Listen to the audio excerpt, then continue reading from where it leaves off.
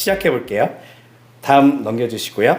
하나님의 예정에 대한 우선 성경 말씀들을 이 사람들이 모여서 우선 거기서 찾았겠죠. 반대겠죠. 이 말씀들을 찾고 나서 이 중요한 교리는 따로 뽑아내야 되겠네 라고 해서 7번에 붙인 거예요. 예, 특별히 이 요리문답에 보면 순서는 되게 중요해요. 제일 중요한 것을 거의 앞에 두었어요. 그래서 1번이 뭐였죠? 1번이 인간의 목적, 인생의 목적에 대한 이야기를 하는 거예요. 그게 가장 중요할 거 아니에요. 예. 그래서 그들에게 인간의 주된 목적은 하나님을 영화롭게 한다. 그리고 하나님을 어떻게 한다고요? 이게 되게 중요해요. 우리 하나님께 영광을 돌리는데 영광을 돌리는 게 막 희생적이거나 그런 게 아니라 하나님을 즐거워하는 거예요. 누리는 거예요. 네. 그게 인간의 주된 인생의 목적이래요. 그러면서 이제 2번, 3번 쭉 뽑다가 7번에서 지금 지금 예정에 대한 교리를 하는데요. 한번 생각을 해보세요. 인간의 주된 목적이라는 것을 1번으로 뽑았다면 7번까지 가는 데 있어서 중요한 어떤 이론들을 쭉 얘기하잖아요. 그래서 인간의 목적, 성경에 대한 이야기, 그리고 6번이 뭐죠? 기억나시나요? 6번이 잠시만요. 6번 한번 보여주시겠어요? 네, 하나님이라는 하나님의 존재에 대한 위협을 이야기해요. 이걸 왜 6번에 뒀을까요? 네. 왜냐하면 이것에 따라서 굉장히 많은 이단이 발생하기도 하고 사람들이 굉장히 많이 이것 때문에 논쟁이 있었었어요. 특별히 누구를 어떻게 보느냐면 예수님을 어떻게 보느냐에 따라서 사람들의 신앙이 달라져요. 앞선 이야기처럼 초대교회들도요. 예수님이 누구신가에 대한 고민을 되게 많이 해요. 그래서 그들이 초대교회가 열심히 고민하다가 300년 예수님이 승천하신 후에 300년 뒤에 다 같이 모여서 결정한 게 있죠. 그 결정이 무엇이냐면 예수님은 참 하나님이시고 참 인간이다. 100% 하나님, 100% 인간이라는 정의를 내려요. 왜 이게 중요했냐면 예수님을 그냥 신으로만 생각한다면 그분이 우리를 이해할 수 없는 거예요. 예. 그리고 그분의 육체됨, 우리가 전에 우리 고린도전서에서 배운 것처럼요. 예수님을 신으로만 보고 싶은 사람들이 있었어요. 왜냐하면 육신은 부정하고 육체는 어떤 썩어 없어질 거라고 생각해서 이거에 대해서는 나쁘게 보고 예수님은 신이시기 때문에 하나님이시기 때문에 육체를 입은 것처럼 보였을 거다라고 어떤 가연서를 얘기하는 것이죠. 그러면 그렇게 되면 뭐가 문제가 생겨요? 그리스도의 십자가가 그게 환상이 돼버리는 거예요. 예. 실제 육체가 인간으로 오신 예수님이 거기서 죽으셔야지 누구를 대표할 수 있죠? 우리를 대표하는 거거든요. 인간이셔야 해요. 육체를 입으셔야 돼요. 지금 가짜로 연기하면 안 돼요. 거기서요. 예. 그의 고난은 실제 존재하는 고난이어야 된다는 것 때문에 이것 때문에 열심히 싸워서 삼위일체론의 가장 기틀을 잡아요. 예수님이 정리되니까 성령님까지 아주 쉽게 정리가 돼요. 그래서 결국은 성부, 성자, 성령 하나님은 어떻다? 한 분이시다 라고 얘기를 해요. 네. 그리고 이거에 대해서 크게 해설은 못해요. 왜냐하면 그것은 성경에서 이 학자들이 철학적인 생각을 하는 게 아니에요. 성경에 있는 것들을 그냥 뽑아낸 거예요. 이해하려고 하기보다는 성경이 무엇을 말하고 있는가에 더 집중한 거예요. 그래서 어쩌면 요리문답이 되게 중요해요. 철학적으로 이것을 연구한 사람들은 흔히 과거의 신학자 토마스 아퀴나스라는 사람은 철학적인 접근으로 신학을 연구를 해요. 그러다 보니까 어디까지 가냐면 성경에 없는 바늘 위에 천사가 몇 명이나 올라갈 수 있는가 이런 쓸데없는 생각까지 할 때까지 열심히 철학적인 궁상을 해요. 예, 궁리를 해요. 근데 그게 아니라 이 요리문답은요 성경에 있는 것만 가지고 설명하고 성경에서 설명하지 않는 부분은 설명하지 않아요. 그래서 이 요리문답은 여러분들이 성경을 이해하는데 아주 중요한 어쩌면 신학적 정리된 교리 문답이라고 볼 수 있어요. 그래서 내가 믿는 게 뭐지? 성경이 뭘 얘기하고 있지? 성경에 대한 요약본은 어디 있지? 라고 보면 요리문답을 여러분들이 찾으시면 돼요. 오늘은 그 요리문답에서 가장 어쩌면 어려운 예정에 대한 이야기를 할 거예요. 사실 저희가 늘 예정에 대한 이 7번을 같이 하면서 제가 한 번쯤은 같이 이야기를 해야 되는데 어디까지 우리가 이야기를 할 수 있고 또 이것을 언제 이야기하는 게 좋을까 고민하다가 이 텀에 고린도전서가 끝나고 다음을 나가기 전에 다음을 이미 정하기는 했어요. 다음에 정하겠는데 얘기하면 여러분들이 또 김 빠지니까 얘기를 안 할 거고요.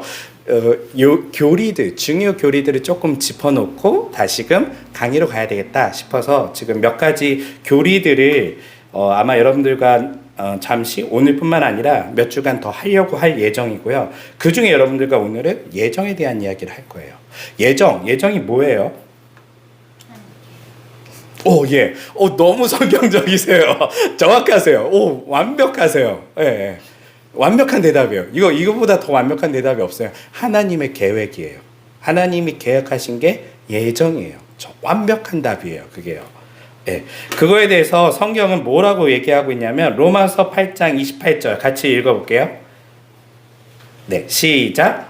하나님을 사랑하는 사람들 곧 하나님께 부르심을 받아 그분의 뜻대로 살아가는 사람들에게는 모든 일들이 서로 협력해서 결국에는 선을 이룰 것임을 우리는 알고 있습니다. 네. 하나님의 계획의 최종 목표는 뭘 이룬다고요? 선을 이루는 거예요. 네. 왜냐하면 하나님은 어떤 분이시기 때문에? 선하신 분이기 때문에요. 맞아요. 그리고 에베소서 1장 11절 같이 읽어볼게요. 또한 모든 것을 자신이 원하시는 뜻대로 행하시는 하나님께서는 미리 정하신 자신의 계획에 따라 그리스도 안에서 우리를 상속자로 삼으셨습니다. 네. 하나님의 계획 중에 하나가 무엇이었냐면 우리를 예수 그리스도의 상속자로 삼으셨대요. 다른 말로 하면 하나님의 모든 것을 얻게 되는 하나님의 자녀 삼으셨다라는 거예요. 예. 그래서 이거 되게 중요한 말씀이에요. 하나님의 자녀 삼으셨다라고 하는 것은 여러분들이 천국 간다는 그 정도의 수준의 얘기가 아니에요. 하나님의 모든 것을 여러분들이 상속받는 거예요. 그 하나님의 모든 거에는 뭐가 들어가 있을까요? 네, 금은보화 같은 시시한 거 말고요. 하나님의 선하심, 아까 얘기한 하나님의 인자하심, 하나님의 정의로우심, 하나님의 사랑하심, 이 모든 것들도 우리에게 상속받는 대상이 되어진 것이죠. 이것을 하나님이 미리 계획하셨대요. 예레미야서 29장 11절 함께 읽어볼게요. 너희를 위한 나의 계획은 내가 잘 알고 있다. 그것은 너희에게 평안을 주려는 선한 계획이지 너희에게 재앙을 주려는 흉한 계획이 절대로 아니다. 정녕 나는 너희 장래에 소망을 주려는 선한 계획을 갖고 있다. 이것은 나 주의 말이다. 네, 하나님의 계획이 어떻다고요? 뭘 주려고 한다고요? 예, 평안을 주려고 한대요. 우리에게 어떤 나쁜 것들을 하려고 하는 게 아니래요. 그리고 이것은 우리에게 소망을 줘서 하나님의 선한 계획이 있다는 것을 하나님께서는 가지고 있다라고 예레미야서에서 이야기하고 있어요. 하나님은 뭐 하시는 분이시다? 선한 계획이 있으신 분이다. 우리에게 소망을 주려고 한다. 라는 것들을 예레미야서에서 얘기하고요. 에베소서 같이 읽어볼게요. 하나님께서는 세상을 창조하시기 이전부터 이미 그리스도 안에서 우리를 선택하셔서 하나님 앞에서 거룩하고 흠없는 사람으로 우리를 세워주셨습니다. 네. 하나님께서 창세 전에 세상이 있기도 전에 하나님께서는 우리를 택하셨대요. 우리를 선택하셔서 우리를 하나님 앞에 거룩하고 흠이 없는 사람으로 세워주시려고 계획하셨대요. 예, 세상이 만들어지기도 전에요. 우리가 태어나기도 전, 이 세상이 존재하기 전, 더 앞으로 가면 우리가 타락하기도 전, 아담과 하와가 선악과를 먹기도 전에 하나님은 우리를 거룩하고 흠이 없게 하려고 이미 계획하셨대요. 이런 말씀들을 신학자들이 모여서 보다 보니까 그러면 이미 하나님께서 모든 것을 계획하셨다는 건데, 하나님께서 창세 이전에 이미 뭐가 일어날 것을 알고 있다는 거죠. 우리가 지금까지 살아온 역사가 일어날 것을 알고 있는 거예요. 인간의 타락, 그리고 인간의 타락으로 인해서 생긴 죄, 그리고 사망, 그 후에 이것을 하나님께서는 어떻게 하시려고 하셨죠? 그리스도를 보내서 이것을 해결하려고 하셨어요. 예수 그리스도의 십자가의 희생을 통해서 이것을 해결하셨고요. 이 모든 것들을 이미 하나님은 뭐 하셨다고요? 계획하셨대요. 네. 이 이야기를 하는 것이 바로 예정에 대한 이야기예요. 그러면 우리가 이 예정에 대한 이야기를 들으면 무슨 생각이 우리 머릿속에 먼저 드냐면, 다음 볼게요. 예정에 대한 오해가 있어요. 먼저 사람들은 예정론을요, 하나님께서 모든 것을 조종한다라고 생각해요. 네. 하나님께서 모든 것을 다 조종하고 있으니까 인간이 해야 될 일이 별로 없다고 생각해요. 하지만 사실 여러분들은 스스로, 지금 제가 방금 이 커피잔을 들었어요. 네, 이거 하나님이 조종하신 거예요? 이제 고민이 되시죠? 하나님의 허락 없이는 안 되는, 이거 커피잔 이제 하나님의 허락 없이 될 수 있어요? 불가능해요. 하지만 이거 누가 들었어요, 이거요? 제가 들었어요. 자유의지가 있어요. 오늘 여러분들이 저녁에 라면을 먹을지 볶음밥을 먹을지에 대한 여러분들의 자유의지가 있어요. 여러분들은 실제로 오늘도 아침에 교회 갈까 말까 고민도 하고 늦으니까 어떻게 할까, 이런 여러 가지 고민들이 머릿속에 있을 때 선택을 했어요. 선택하고 이곳에 나와 있죠. 이 모든 것에 있어서 누가 주체예요? 여러분이 주체였어요. 실제로 선택하고 여러분들이 움직이신 것이죠. 그러면 하나님께서 다 계획하셨다는데, 그러면 우리의 자유의지랑 어떤 관계가 있지? 하나님이 다 조종하는 거 아니야? 라는 생각을 가지면 우리의 자유의지가 축소돼요. 이런 어떤 사람들의 오해가 있고요. 또 하나는 인간의 그러면 선택이 필요 없어지지 않나? 뭐 어차피 하나님께서 다 하실 것인데, 그런 생각을 하면서 특별히 역사 속에서 어떤 일들이 일어나냐면, 이 너무 하나님의 예정을 오해한 사람들은요, 우리나라 역사로 치면 뭐 독재자들이 막 사람들을 괴롭히고 뭐 할 때도요, 다 하나님께서 알아서 하실 일이야, 우리는 뭐만 하면 돼? 라고 생각했죠? 그냥 기도만 하면 돼 라고 하면서 인간의 적극적인 의지적인 어떤 표현을 하지 않고 역사는 그냥 하나님께 내버려 두고 우리는 기도만 하면 된다라고 어떤 그런 생각을 가진 사람들도 생겨났었어요. 그리고 이런 생각을 하다 보면 구원은 다 누가 이미 계획한 거예요. 천국 갈 사람들은요.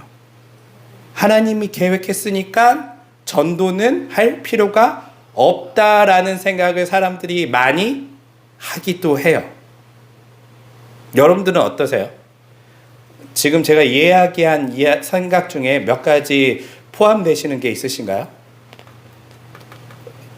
저도 사실 좀 포함돼요.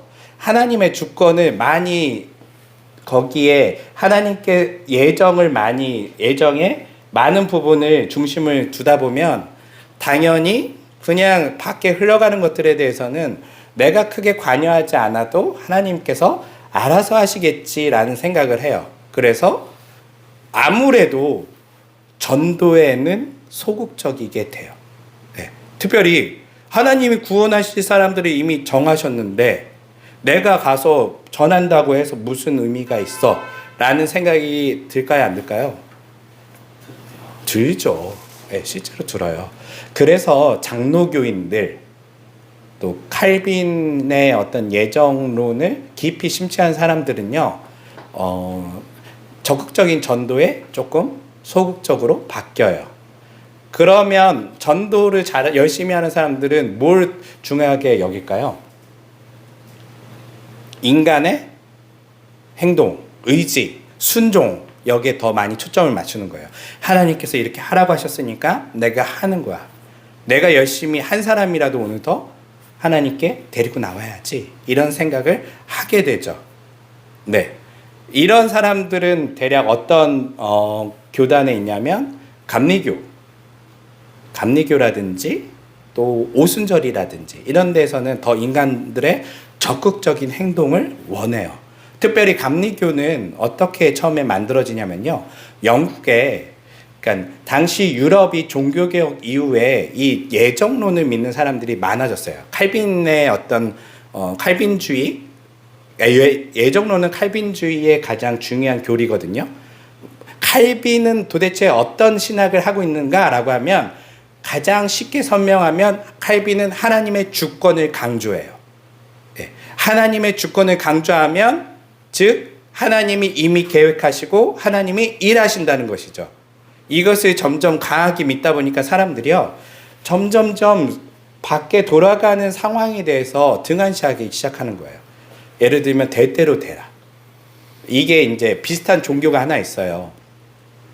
흔히 이들이 이 말을 신의 뜻이다 라는 말을 하는 종교가 있죠. 어떤 종교가요? 이슬람이에요. 인샬라. 뭔 일이 터지면 그냥 이건 신의 뜻이야. 인샬라 라고 생각해 버리는 거예요. 그러다 보니까 사회적인 발전이 있어요? 없어요? 없어요. 그냥 사고가 나도 신의 뜻, 뭐 고치려고 하지 않아요. 신의 뜻이니까 죽었나 보지. 그냥 이렇게 생각해 버리는 거예요. 예. 그리고 우리나라에서도 이러한 사람들이 사실은 많아요. 왜냐하면 우리나라는 장로교회가 제일 많잖아요. 그러다 보니까 우리나라에서 여러 사고가 나고 참사가 일어날 때도 교회들의 반응이 어땠어요? 네, 하나님의 뜻이다. 어쩔 수 없다. 하나님의 뜻이다. 라고 이 하나님의 주권에 대한 예정에 대한 생각을 잘못 이해하고 있는 사람들이 한국 교회도 많이 있어요. 그런데 이것은 예정에 대해서 잘못 오해한 거예요. 네. 왜냐하면 다음 한번 넘겨볼게요. 우리는 항상 이 두 가지를 결국 생각할 수밖에 없거든요. 하나님의 예정과 자유의지. 그럼 예정에 대한 바른 이해를 하기 위해서는 여러분 예정이 뭐예요? 예정. 넘겨주세요. 여기는 넘어갔는데 저기가 아 그래요? 네. 네. 됐네요. 자, 예정론이 뭘까요? 자, 하나님이 모든 것을 결정했습니다. 여러분들의 지금 제가 이제 이 컵을 잡을지 안 잡을지 하나님이 결정했어요, 안 했어요? 한번 대답해 보세요. 거기까지 예? 그것까지 결정할까요? 그것까지 결정할까요? 그것까지 결정 안 하실까요? 자유의지를 주셨지만 이 모든 물체를 통하여서 움직이게 하는 우리가 모든 것들을 네. 예정하신 거죠. 예정하신 거죠. 어렵고 네. 우리 지금 맞아요. 지금 잘하셨어요. 이런 질문들 하세요. 고민들 같이 얘기하시면 돼요. 그냥 설교하고 좀 달라요. 이 시간은 좀 여러분들이 내가 이 부분에 대해서 조금 나는 이렇게 생각하고 있는데 이런 것들을 같이 좀 더 표현해 주시면 더 좋은 시간이 될 거예요. 여기 있는 분들 다 몰라요. 서로 잘. 사실 예정은요. 제가 이거 잡을 거 하나님이 예정하셨어요? 안 하셨어요? 안 했어요. 성경에 써 있잖아요. 하나님이 계획하지 않으시면, 허용하지 않으시면 하늘에 새 하나도 떨어지지 않아요. 제가 컵을 들 수 있는 이 결정은 하나님의 그러면 예정인가요? 아닌가요? 하나님의 다르다고 봐요. 그래 선하심이 들어있을 때는 계획 그 안에 들어있을. 그러면 이 정도는 하나님이 그냥 알아서 우리 머리털도 새신밭 그 참새가 떠는 거 하늘 허락하지 않는다는 말씀과 지금 네. 컵 하나 들고 물 한 잔 마시는 거에 대한 거는 네. 굉장히 달라요. 자, 다르다고 생각하죠. 네. 근데 실제 신학자들이 이야기하는 예정은요, 이거 하나님이 예정하셔야 돼요. 이 작은 거 하나도요.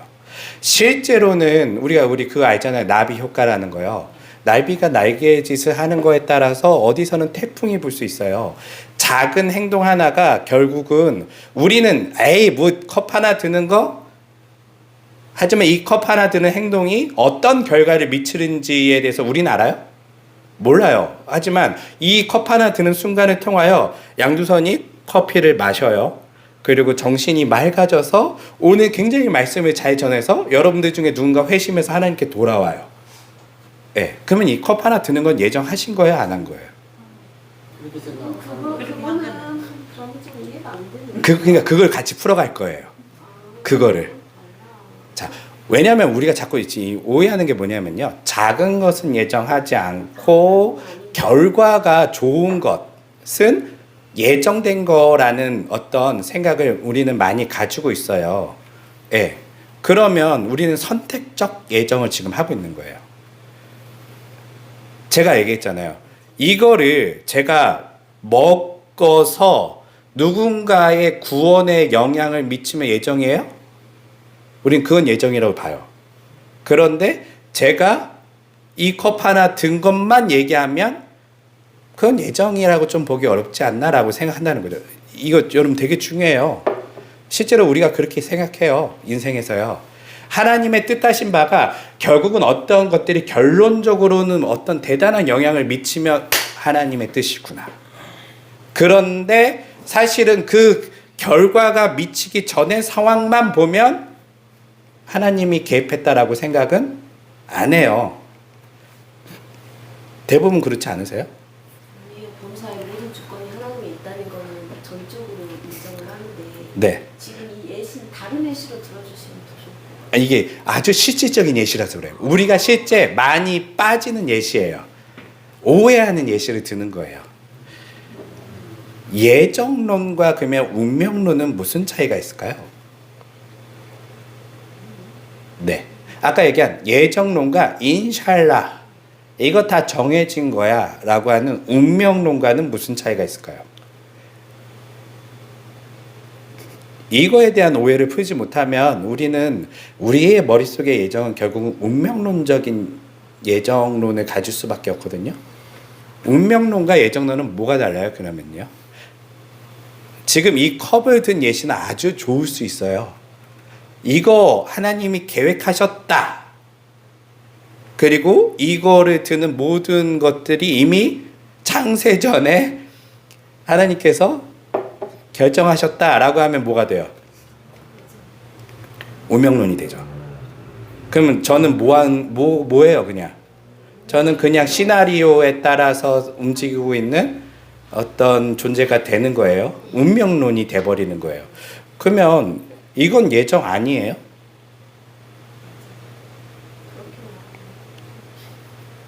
네. 이래서 예정론이 어려운 거예요. 네. 그러면 한번 다시금 생각해 봅시다. 우리는 먼저 풀어야 될 것은 예정론과 운명론의 차이를 먼저 풀어내야 돼요. 이것을 해결하지 못하면 우리는 계속 운명론과 예정론 사이에서 막 헷갈려져요. 운명론은 결정된 거고 닫혀 있는 거예요. 이미 모든 게 그냥 닫혀 있는 결말이에요. 예정론은요, 닫혀 있는 결말이 아니에요. 이 차이가 있어요.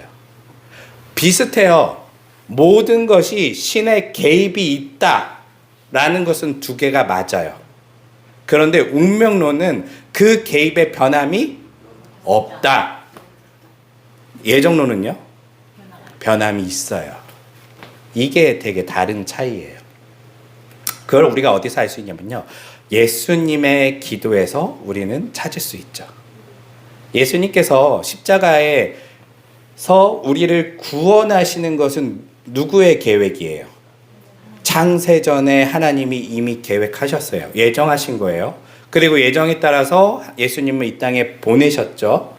보내시고 예수님은 거기에서 하나님의 사역을 하는데 성경은 뭐라고 하냐면 예수님께서 하나님께 순종하셨다라고 얘기를 해요.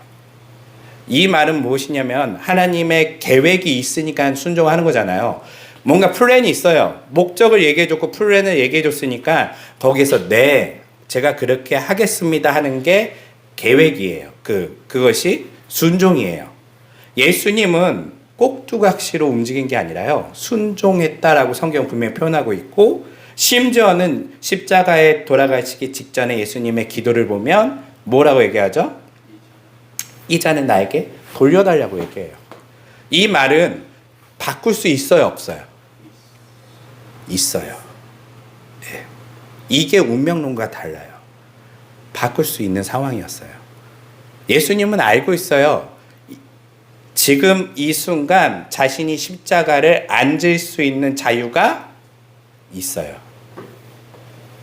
십자가를 앉을 수 있는 자유가 있으세요. 네. 그런데 예수님이 뭐라고 얘기하시죠? 아버지의 뜻이면 아버지의 뜻대로 이루어지게 하소서라고 얘기해요. 이게 예정이에요. 아버지의 뜻을 알아요. 예수님은요. 왜냐면 그분은 하나님과의 본체시 하나이시니까요. 그래서 하나님께서 어떤 계획을 갖고 계시고 창세전에 어떤 디테일한 그 하나님의 계획과 목적에 따라 이 세상이 움직여야 되는지 알고 계세요. 특별히 이 구원 사역에 있어서는 더 디테일하게 예수님은 알고 계시겠죠. 그렇지만 그럼에도 예수님은 자신에게 선택권이 있다라는 것을 알려줘요. 우리에게. 하지만 그 선택권을 사용하나요? 사용해요. 어디에? 순종해요. 이게 운명론과 다른 예정론이에요.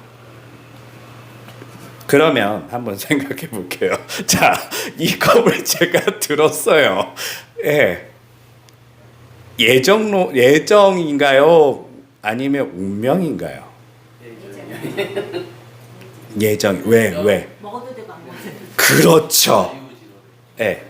먹어도 되고 안 먹어도 돼요. 제가 이걸 먹는 순간 정신이 맑아져서 복음을 잘 전해서 누군가 회심했어요. 예. 이거는 어떻게 아는 거예요? 나중에. 지나고 보니 야, 그때 커피 먹기 잘했네. 커피를 먹었더니 내가 정신이 맑아져서 그때 누군가 이 복음을 듣고 회심했대 라는 걸 알게 되는데 만약 제가 커피를 안 먹었으면요. 어떻게 됐을까요? 네, 맞아요. 피곤한 가운데 복음을 전했더니 누군가 내용은 이해를 못했는데 그 사람의 열정을 보고 감동해서 회심했대. 무슨 말이냐면요. 결과는 같을 수도 있어요. 특별히 하나님께서 어떤 사람을 구원하고 하는 모든 것들에 있어서 결과값은 같을 수 있는데 나의 행동이 거기에 어떤 영향을 미치는지에 따라서 거기에 따른 시나리오는 달라져요. 이게 자유의지와 예정의 협력이라고 얘기해요. 그래서 우리가 일어나는 모든 상황은요, 100% 자유의지고요, 100% 예정이에요. 이거는 작은 건 예정이 아니요. 이 작은 것도 주님의 예정 안에 다 들어가요. 내가 이걸 먹는 순간 하나님은요, 거기에 맞는 플랜을, 계획을 가지고 계시고요. 제가 이거 먹지 않으면 먹지 않음에 따라 하나님의 계획이 들어가요. 이거를 다른 말로 하면 우리가 이제 팔문에 얘기하기를 하나님의 섭리라 얘기해요. 섭리가 뭐예요? 하나님의 뜻에 의한 다스림이에요. 네. 하나님은요, 무슨 말이냐면요, 예정이라는 어떤 중요한 교리가 있지만 실제로는 다른 말로 하면 하나님의 자유의지와 이 세상은요, 인간의 자유의지가 공존되고 있어요. 네. 우리는 인간만 자유의지를 생각해요. 우리가 자유의지를 발휘해서 내가 활동한다 생각하지만요, 이 세상에는요, 하나님도 자신의 자유의지를 발동해서 계획하고 움직이세요. 이게 다스림이에요. 하나님의 다스림이에요.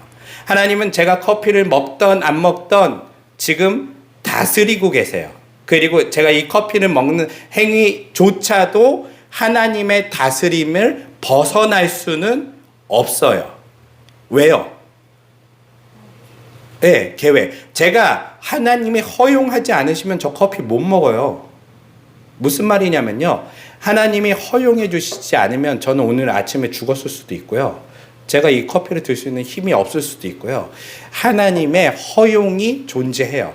하나님의 다스림을 우리는 뭐만 생각하냐면 기적만 생각해요. 아니요. 이 세상의 모든 거에는 하나님의 다스림이 있어요. 허용, 때로는 적극적 개입, 때로는 반대, 때로는 하나님께서 내버려 둠, 유기, 이 모든 게 하나님의 다스림이에요. 다른 말로 하면 성경은 악도 하나님의 허용이 있어야지 가능하다라는 것을 보여주고 있어요. 그래서 오늘 말씀에 여기 보면 대표적인 예가 있어요. 요셉 이야기죠. 요셉 이야기. 요셉 이야기를 보면 참 이렇게 나쁜 인간들이 있을 수 있는가라고 할 정도로 요셉의 형제들이 진짜 서로 나쁜 행동들을 많이 해요. 특별히 요셉을 노예로 팔아버리죠. 죽이려다가요. 그래서 요셉은요 노예로 이집트에서 살게 돼요. 이거 하나님이 뜻하신 바인가요? 네.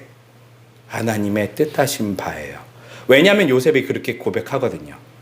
형들은 나를 죽이려 하였지만 하나님께서 이 모든 것을 변화시켜서 지금 우리를 구원하고 계십니다라고 얘기한다는 것이죠.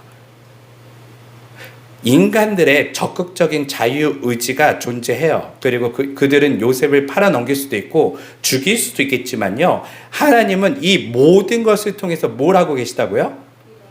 예, 하나님을 다스리고 계시고 섭리하고 계시고 선하게 이끄시고 계세요.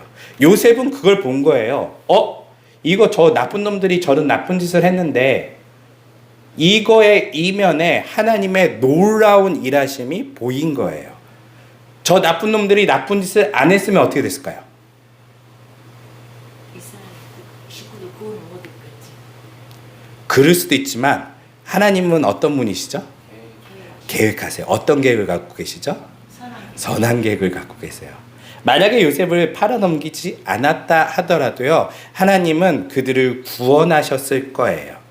하지만 팔아넘긴 최악의 상황에서도 하나님은 구원하시는 분이라는 것을 성경은 우리에게 보여주는 거예요. 그 말이 무엇이냐면요. 요셉을 판 형제들의 그 행동은 잘못한 거예요? 잘한 거예요? 이것을 오해하면 사람들이 내가 팔아넘겼으니까 네가 잘 됐지. 내가 하나님께 순종한 거야. 그게 사실은 내가 하나님께 쓰임받은 거야 라고 말하는 사람들이 있어요. 아니에요. 이것은 성경에서 뭐라고 얘기하냐면 죄예요. 죄. 그들의 악이에요. 그들은 악을 행했는데 하나님은 이것을 선으로 변화시킨 것이죠. 그들의 악이 선에 도움을 준 게 아니에요. 그들은 최악의 상황을 만들었지만 하나님의 계획은 선하고 하나님은 우리를 구원하기 위해서 친히 그 최악의 상황을 변화시키시는 분, 즉 다스리시는 분이라는 것이 바로 예정이에요.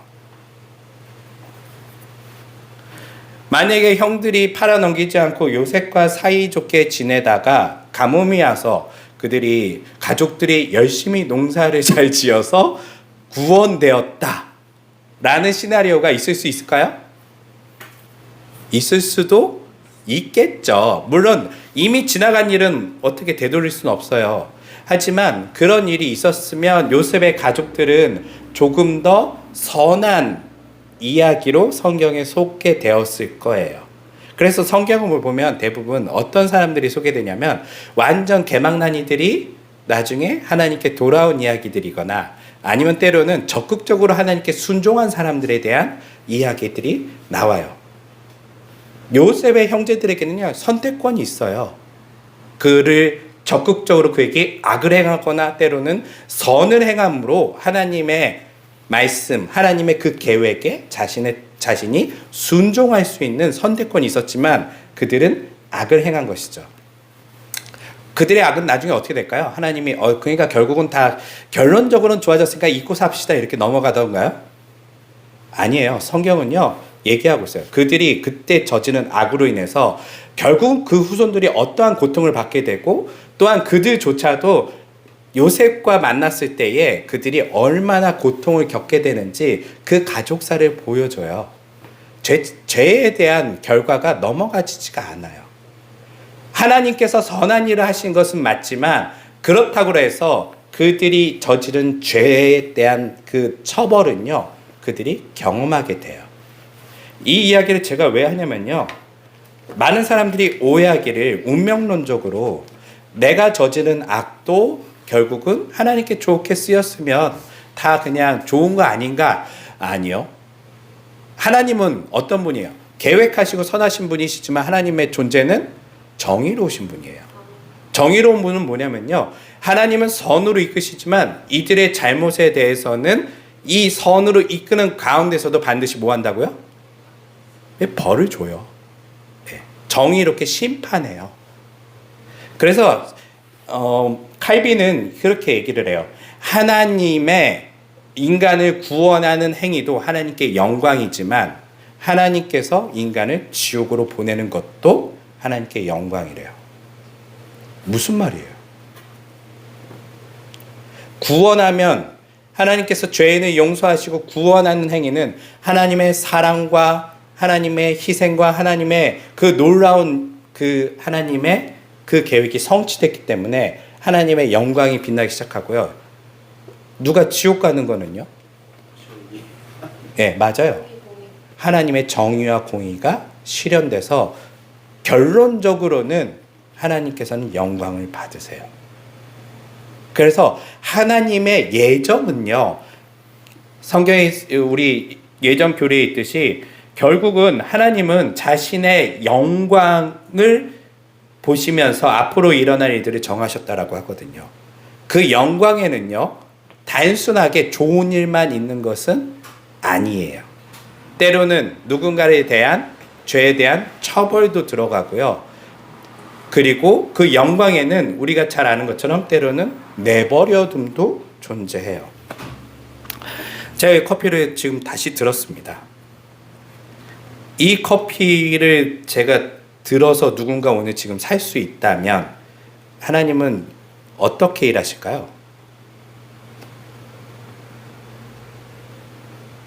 자연스럽게 일하실 수도 있지만 때로는 적극적으로 개입하셔서 제가 아침부터 피곤한 가운데 커피를 찾게끔 만드실 수도 있어요.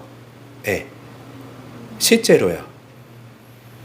하지만 하나님은 잘 이렇게는 안 하세요. 왜요? 예, 우리의 자유의지를 매우 존중해 주세요. 얼마만큼 존중하냐면요, 자기 아들을 내어줄 수 있을 정도로요.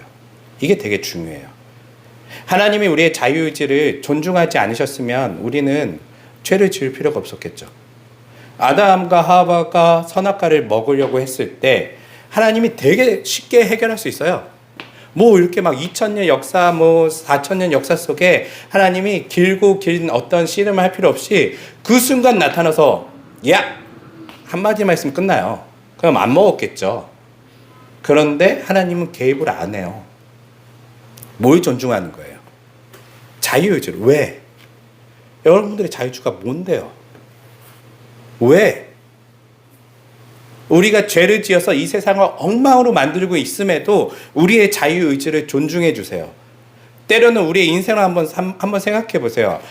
우리 그 생각 많이 하잖아요. 하나님이 이때 좀 개입해 주셔서 좀 막아 주셨으면 좋았을 텐데 왜 안 그렇게 하셨을까?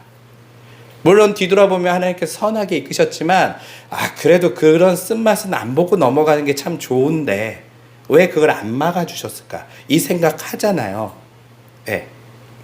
특별히 저는 사람들과 대화를 할 때마다 깜짝깜짝 놀라요. 사람들이 과거에 있었던 상처들, 때로는 그들이 숨겨놨던 과거의 어두운 부분들을 이야기하면요, 어떻게 표현할 수가 없어요. 마음이 너무 아파요. 특별히 상담을 하다 보면 아직 이 사람이 결정권이 잘 있기 전에 어떤 사람이 당하는 고통들과 상처들이 꽤 많아요. 네, 어렸을 때.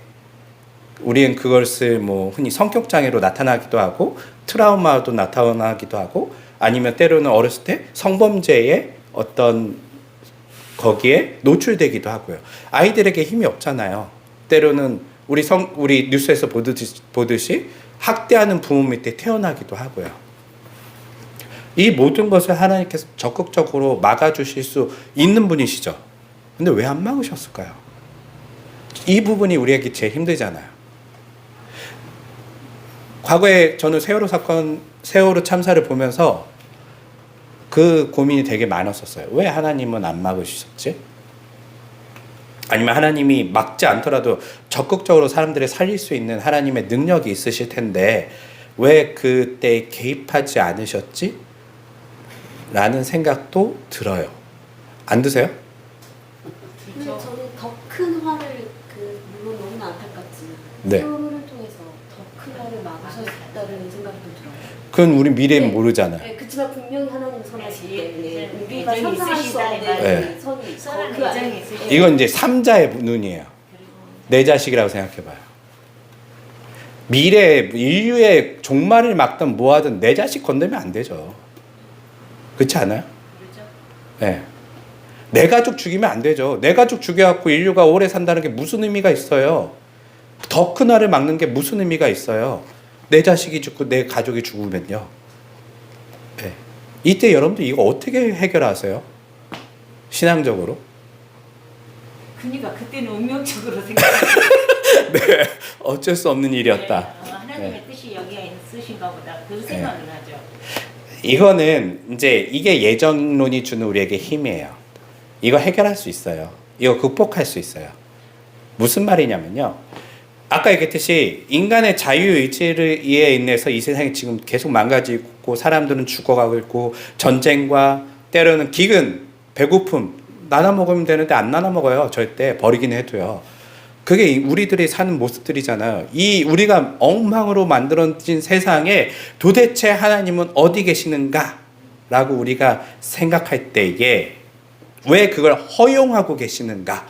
적극적으로 막으실 수 있는데 성경에 보니까 예수님께서 하시는 기적들을 보니까 하나님 그 기적을 일으키실 수 있으실 텐데 왜 오늘날에는 그렇게 적극적으로 기적들이 일어나지 않는가?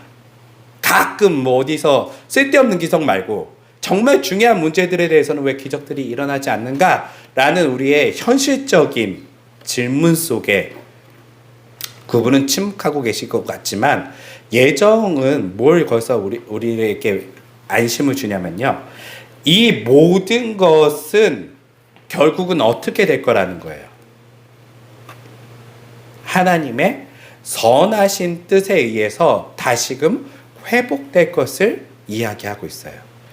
그래서 우리는요, 적극적으로 여기서 100% 자유의지를 사용해서 때로는 순종하기도 하고, 때로는 범죄하기도 하고, 때로는 그 범죄로 인해서 타인을 괴롭히기도 하고, 때로는 그 순종으로 인해서 타인을 회복시키기도 하지만, 하나님께서는 이 모든 것들을 다 아시지만, 허용하시면서도 하나님께서는 자신의 뜻을 이룰 수 있는 능력이 있으시다예요. 이게 운명론과 다른 이야기예요. 만약에 하나님이 힘이 없어요. 반대로 하나님이 이걸 회복할 수 있는 능력이 없어요. 그러면 어떻게 해야 돼요? 적극적으로 개입해야 돼요. 저는 이 엉망이 되어가는 세상을 보면서 뭘 느끼냐면요. 하나님이 얼마나 위대하실 수 있는가를 가늠하게 돼요. 이 세상에 운명론적인 신들이 있어요. 예를 들면 뭐 이스라엘 믿거나 알라라든지 여러 가지 그 사람들이 생각하는 신들에 대한 어떤 결정론적인 게 있죠. 모든 게 운명적이야. 막을 수 없어. 그러면 적극적으로 신은요, 이 문제들에 개입해서 막아야 돼요. 그런데 우리가 100% 자유의지를 행해서 엉망으로 만들어 온다 할지라도 이것을 다 되돌릴 수 있는 지혜와 능력과 힘이 있다면 그분은 정말 위대한 신이시죠. 그게 바로 하나님이세요. 그걸 보여준 대표적인 사례가 바로 그리스도의 십자가예요. 우리가 하나님을 죽인 사건을 통해 이거보다 더 최악의 사건이 있어요? 자신을 우리들을 구원하려고 온 하나님을 죽인 그 최악의 사건을 통해서 뭘 해결하시죠? 우리의 죄와 그리고 사망 이 모든 걸 해결해 버려요. 그래서 바울이 얘기했듯이 하나님의 미련함이 우리의 지혜로움보다 낫다라고 얘기를 하는 거예요. 우리는 이거는 있으면 안 되고 우리는 이건 있어야 되고 우리가 생각해서 이것이 옳고 그름을 얘기하지만요, 하나님은요 그것을 더 뛰어넘은 분이세요. 이 모든 것을요 바꿀 수 있는 힘이 있어요.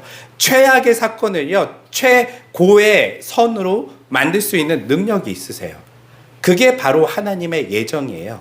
그래서 성경은 계시록에 이렇게 얘기해요. 하나님께서 그들의 고통을 그 처음에 막아주셨다가 아니라요, 그들의 눈물을 닦아주시고 그들을 위로해 주셨고 그들에게 충분한 보상을 허락하셨다예요. 그 대표적인 성경의 구약 성경에 나온 인물이 누구죠? 최악의 사건을 당한 사람, 욥이죠. 욥. 예, 최악의 일이었는데 욥의 그 최악의 사건은 심지어는 이 최악의 사건에 누가 개입해요? 사탄까지 개입해요. 악까지 개입해서 이것을 정말 최악으로 만들어놔요. 그런데 하나님께서요 나중에 욥에게 이 모든 것을 회복시키시고 욥에게 충분한 그에게 이거에 대한 답을 주시죠. 사실 성경은 구약의 시각에서는 욥이 다시금 뭐 부가 얼마만큼 좋아지고 그의 가족이 얼만큼 많아지고 이것을 그들의 어떤 문화에서 그것이 회복이라고 얘기하지만요, 실제 정말 최고의 장면은 뭔지 아세요? 욥이요? 누굴 만나게 되죠? 하나님을 만나요. 이 최악의 사건을 통해서요. 하나님과 대화를 할 수 있는 성경에 나오는 진짜 몇 안 되는 인물이 돼요. 네, 이 최악의 사건을 통해서요. 그리고 욥이 그렇게 얘기하죠. 내가 하나님을 몰랐구나 라고, 내가 지금까지 헛소리를 떠들어댔었구나 내 지혜를 가지고 라고 이야기를 해요. 하나님 또한 욥에게 뭘 얘기하죠? 욥과 이야기가 사실은 우리의 질문과 동일해요. 왜 이런 일이, 나쁜 일이 일어납니까? 내가 잘못한 것도 없는데, 난 선하게 살았고 나는 하나님께 열심히 그렇게 순종하며 살았는데 내 인생은 왜 이렇게 엉망이 됐습니까? 라고 했을 때에 하나님이 그에게 그것을 뭐라고 설명하냐면, 내가 이래서 이랬어라고 얘기 안 해요. 욥에게 뭐라고 얘기하죠? 태초에 그 사건 너 아니? 그 별이 어떻게 만들었는지 아니? 저기는 저 동물이 어떻게 살아있는지 아니? 너 그것도 모르지. 보이는 것도 모르는데 이 세상을 다스리고 있는 나의 계획과 나의 모든 것을 네가 아는 것처럼 떠들고 있는 것은 아니야 라고 얘기를 해줘요. 그때 욥이 깨닫게 되죠. 내가 아는 신에 대한 그 개념이 하나님은 그것보다 더 놀라우신 분이라는 걸 알게 돼요. 그것을 점증적으로 우리에게 보여주는 것이 하나님의 모습이에요.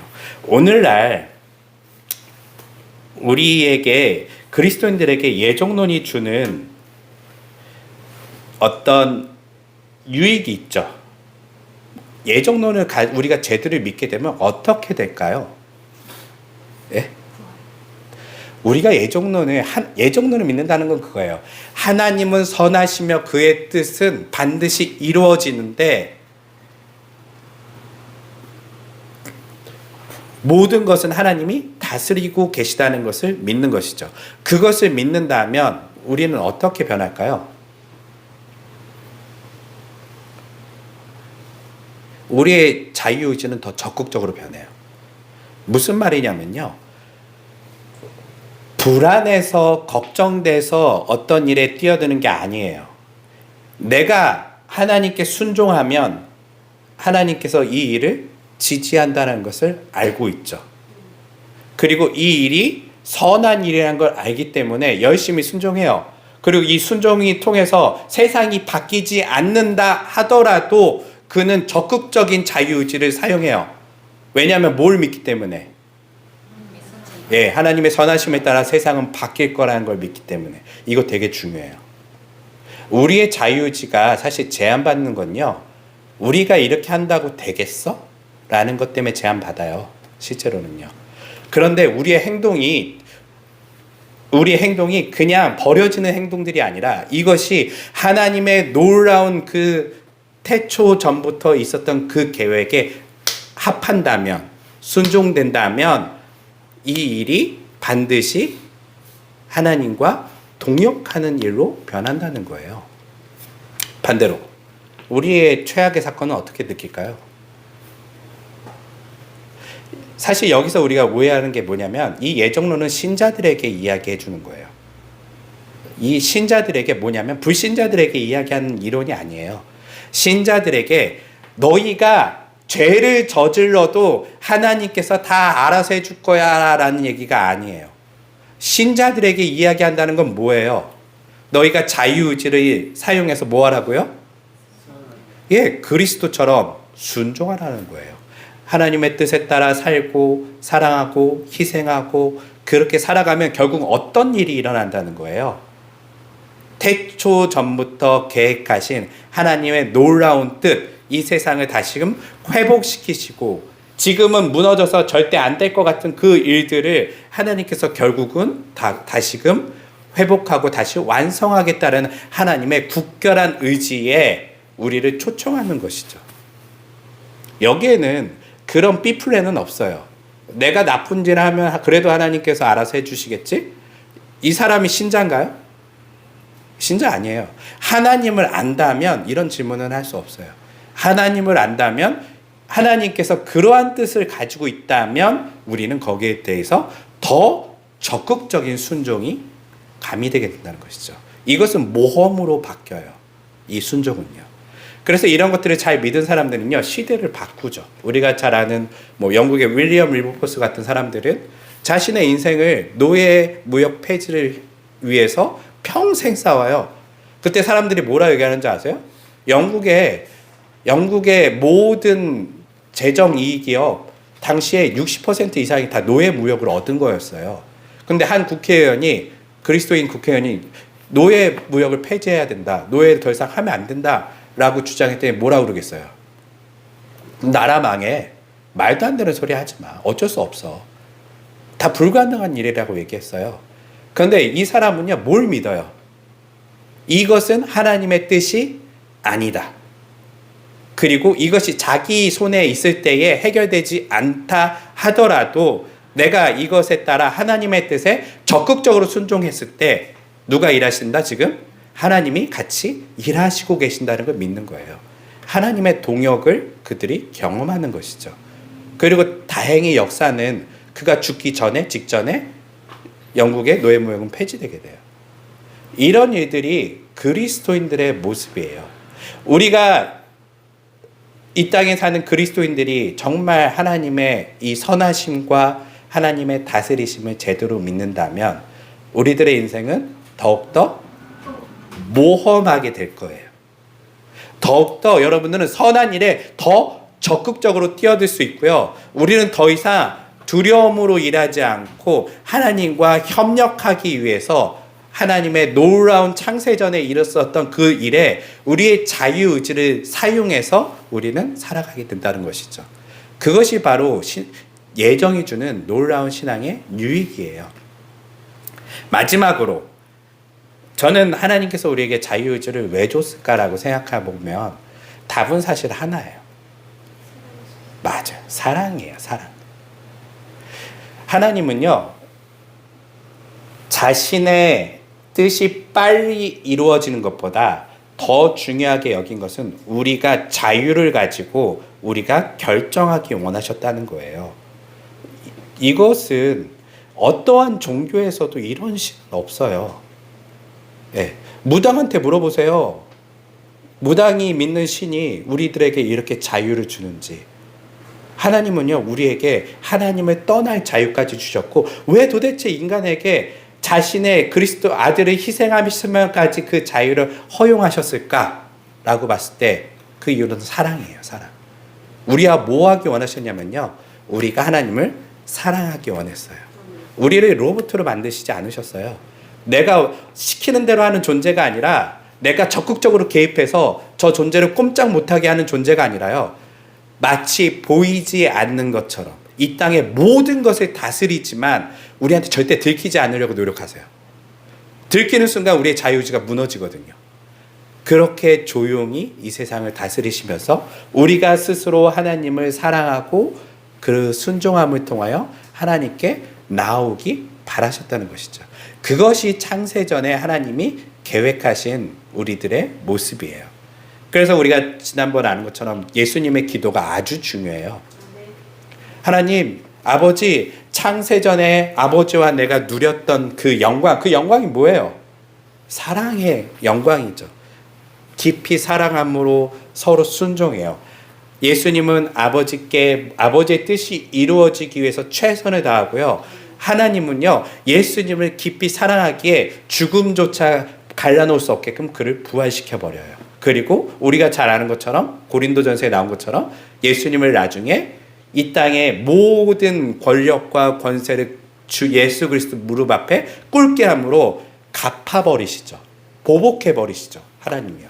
이 모습들이 하나님께서 가지셨던 하나님의 본래의 영광이에요. 거기에 누구를 초청하고 있다고요? 우리예요, 우리. 예, 이게 우리를 초청하신 하나님의 자유의지를 주신 하나님의 놀라운 계획이라는 것이죠. 정리할게요. 사랑하는 성도 여러분, 예정은 운명론이 아니에요. 예정은 우리를 너무너무 사랑하셔서 우리의 자유의지를 존중하시는 하나님의 놀라운 뜻이죠. 하나님 지금도 일하고 계시고, 그리고 지금도 최선을 다해 이 땅에 선이 이루어질 수 있게끔 부단히 노력하세요. 누가 망치더라도요. 우리가 망치더라도요. 네. 저는 그걸 봐요. 예를 들면 세월호 사건, 전 미래는 몰라요. 그들의 가족의 그보다 더 끔찍한 고통이 어디 있어요. 하나님이 막아주셨으면 너무나 좋겠죠. 맞아요. 그럼에도 그것을 하나님은 거기서 적극적으로 막지 않고 인간들의 의지들을 허용하신 이유는 이것을 반드시 어떻게 하신다고요? 회복하신다는 거예요. 이게 더 놀라운 의지예요. 하나님이 연약했다면 막았을 거예요. 아니요. 하나님은 이 눈물을 닦을 수 있는 능력이 있으시고요. 하나님은 이것을 보복할 수 있는 힘이 가지고 계시고요.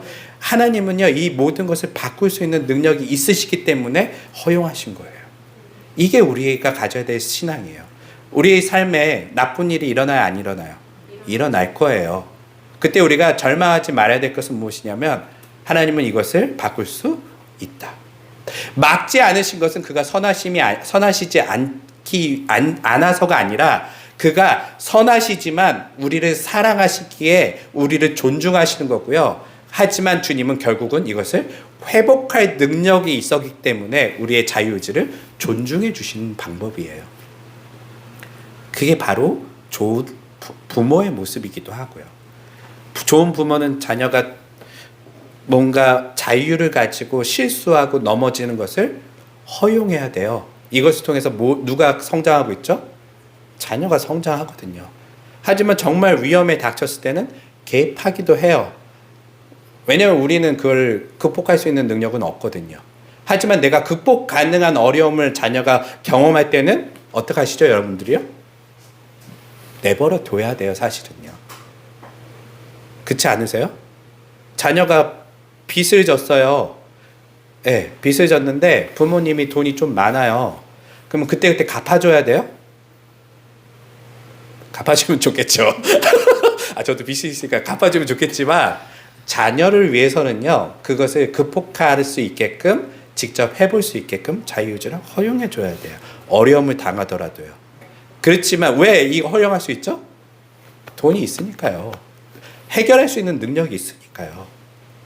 우리 인간 부모도 그런데 선하신 하나님이 왜 우리를 이 문제들을 허용했을까라고 했을 때 여러분들이 뭘 생각하셔야 되냐면요. 하나님은 반드시 이것을 극복할 수 있는 능력이 있으시다. 그리고 이 악조차도 요셉의 그 가족들의 이야기처럼 이 요셉을 팔아넘긴 그 형제들의 악함조차도 누가 선용하신다고요? 하나님께서는요, 선으로 바꿔버리세요. 이 놀라움을 보여주는 게 바로 예정교리라는 것을 이해하시면서 여러분의 삶 속에 더 적극적으로 하나님께 순종하고 또 적극적으로 어려움이 있더라도 낙심하지 마시고 오히려 그 상황 가운데서도 하나님을 믿고 나아가시는 모두가 되시기를 주님의 이름으로 축원합니다. 기도하겠습니다.